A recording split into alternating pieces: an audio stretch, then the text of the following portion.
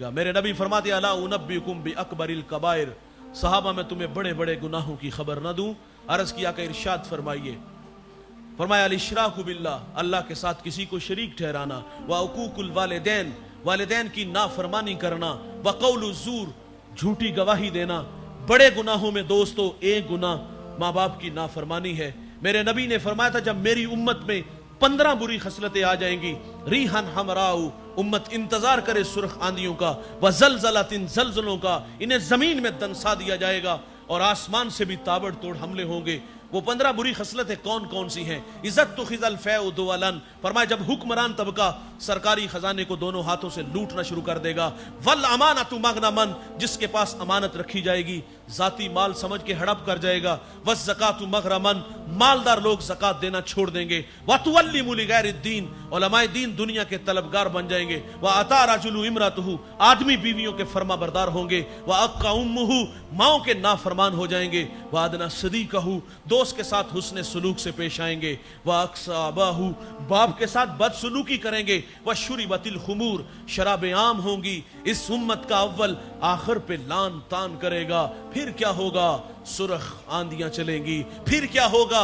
जलजले आएंगे। फिर क्या होगा? इन्हें जमीन में धंसा दिया जाएगा।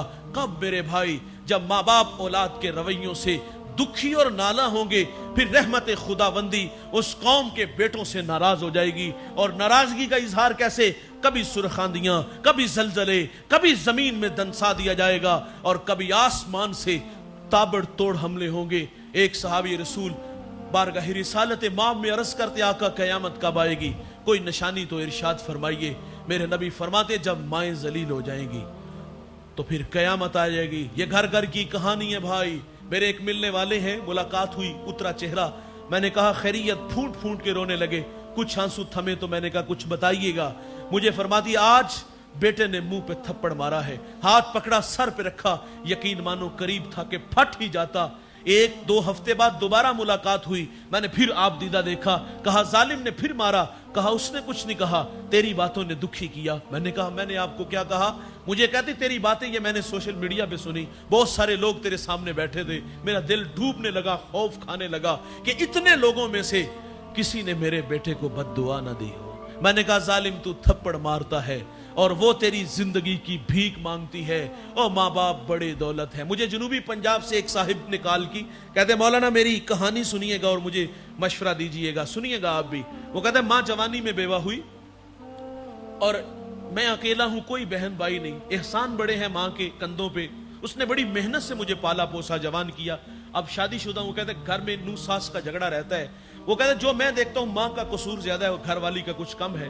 अब आप ही बताइए मैं क्या करूं? मैं दोराहे पे खड़ा हूं, मुझे कुछ समझ नहीं आ रही। मैंने कहा दर गुजर करो भाई, घर वाली को भी समझाओ। जिस तरह पीछे माँ छोड़ के आई हो, ये भी माँ है।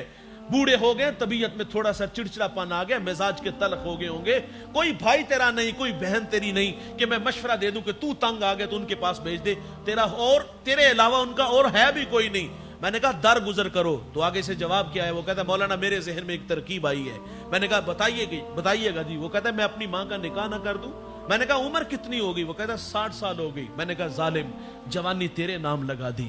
जब उसे सहारे की जरूरत थी तुझे सहारा समझा। कितने ख्वाब देखे और गंदी नजरों की भी शिकार हुई होगी और आज तू उसको घर से निकाल रहा है। माँ बाप बड़ी दौलत है दोस्त, इस दौलत की कदर करो वरना अर्श का रहमान नाराज हो जाएगा। आप जिंदगी से रास्ता मांगोगे, जिंदगी आपको रास्ता नहीं देगी। अगर कदर नहीं करोगे तो फिर पछतावे के अलावा कुछ नहीं मिलेगा।